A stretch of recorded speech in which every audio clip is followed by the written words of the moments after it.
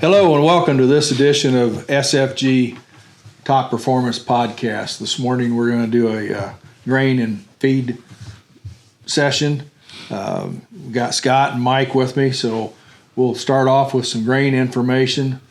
I get a lot of questions asking, are volatile markets here to stay? Well, I think it's easy to say probably, and maybe certainly, I don't know, but it just seems like every week we do a lot of fluctuations compared to the way it used to be maybe. And a lot's going to happen with the corn market here the next 3 weeks. First off, we've got a USDA acreage report due out this Thursday. That's bound to have some fireworks somewhere in there. We're going to get an idea of what the government sees was actually planted this spring and compare that back to their March intentions report. They had already lowered the corn acres at that point, and there's speculation that probably about 700,000 acres did not get planted in the northern plains. Now, what's not known is, was there additional acres put in throughout the Midwest, and that could have happened. I can't say as we saw much of an acre switch in our trade area. Most farmers stayed with their corn bean rotation.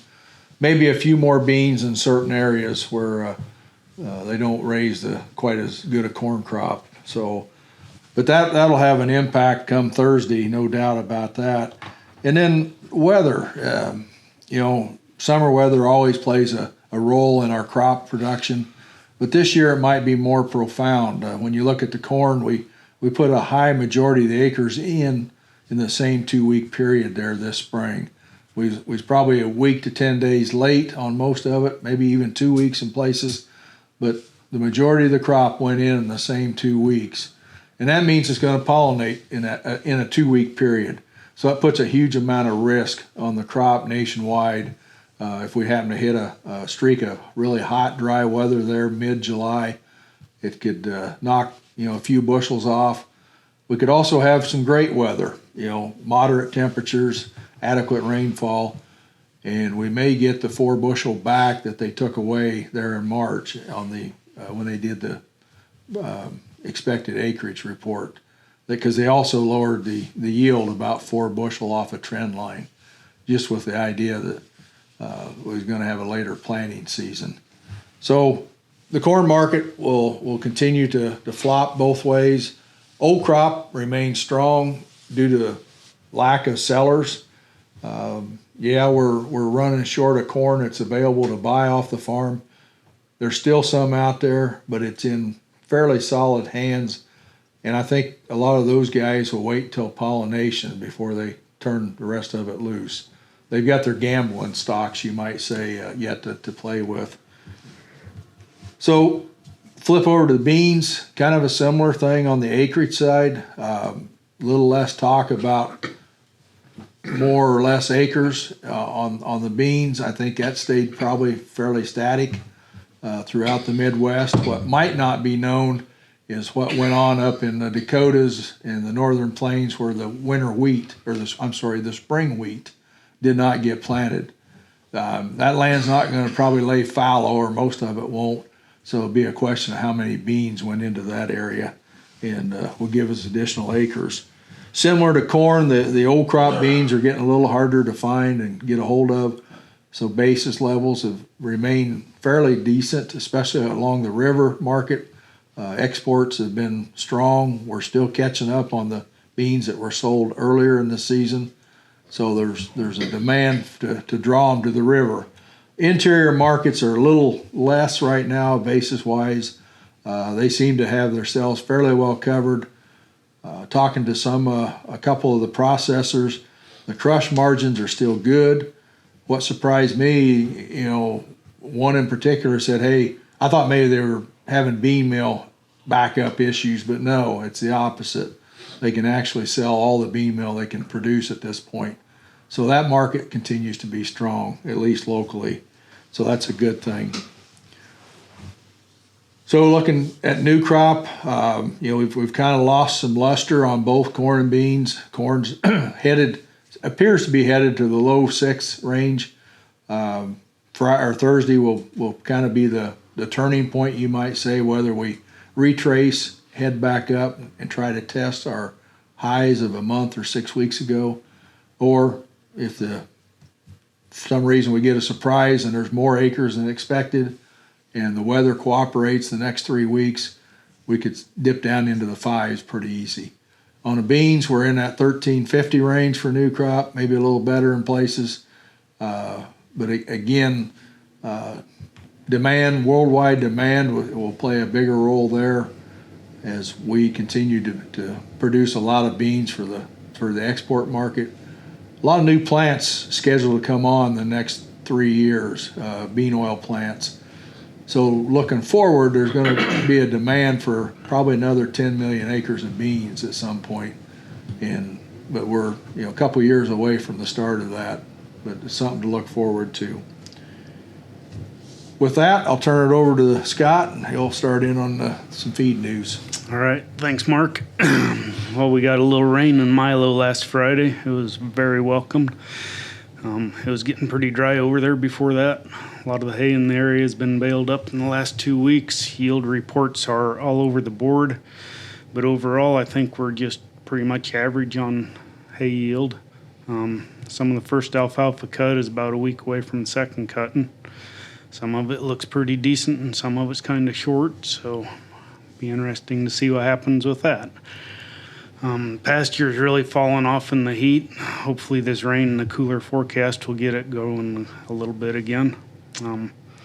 Not only has the grass been stressing in the heat, but so are your cows. There's been stories all over social media recently about 10,000 head of cattle that died from heat down in Kansas. This was caused by a freak weather pattern for about 2 days down there. Chances of this happening are very rare, but it does make us think. Cattle can start showing signs of heat stress at 80 degrees, so we need to be aware of that and start keeping an eye on them. They don't sweat, so they have a hard time getting rid of body heat. Cows will actually store body heat during the day and then dissipate it overnight when the temperatures cool off. What happened in Kansas is it got abnormally hot during the day. The cattle were not accustomed to the heat yet, so they got extremely hot, and that night, instead of cooling to the 60s and 70s, the temperature increased, hitting triple digits overnight, and they just couldn't cope with that. So like I said, that's pretty rare, but it can happen. So what can we do about the heat? Shade and water are important. When it's hot out, cows need plenty of cool, clean water, and the shade helps them keep from building so much heat during the day. And then as long as the temperatures drive back in the 60s and 70s at night, everything will be fine. It's when we stay in the 80s overnight that heat stress becomes a problem. So when we start getting 80-degree temperatures overnight, we probably ought to be thinking about our cows out there. Nutrition-wise, about the only thing we can do is some protein supplements. The grass is getting a little bit hard, and protein will help rumen digest that grass a little better. They're probably not eating quite as much when it's hot because they're standing in the shade or standing in the pond. But if you think you need any help with anything like that, get a hold of me or Mike. We're more than happy to talk to you. And that's all I got. Mike, what do you got? Okay. Well, July 4th's coming, so what are you guys doing? Hey, it's time to worm cows. Safeguard wormer. Just a reminder, we got Safeguard Crumbles. It's a 25-pound bag, and that'll do 20 1,400-pound cows. And you can mix it with any type of feedstuffs, and then string it out to make sure there's ample space for all of them to eat. It runs about $3.65 a cow, and if you do it now, because the worm load, the eggs are heavy right now in the pasture. That's why we tell you to wait a little bit. That'll carry them through the hard freeze, so the cows and calves will be clean.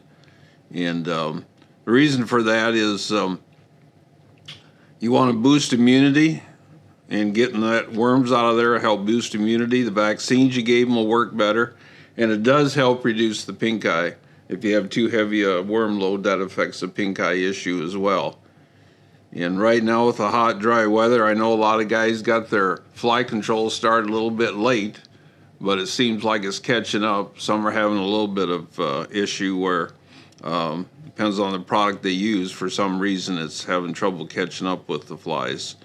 but make sure it's the minerals in front of them all the time. The other thing is, guys, it is creep feed time. It's warm. The grass is short.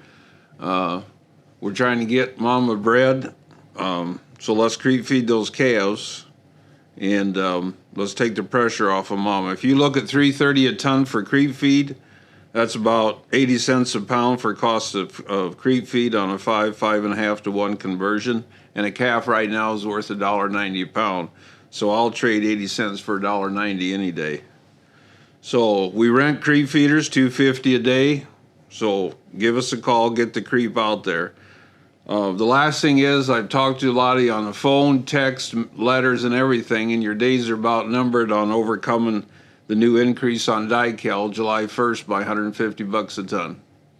Every feed supplier is going to get charged the same.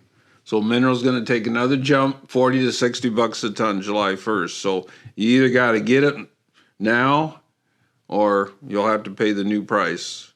So again, we appreciate your business. We want you to pick up the phone and call us. Thank you. Well, that wraps up this edition of the SFG podcast. We appreciate your attention to it, and we look forward to seeing you in a couple weeks. Thank you.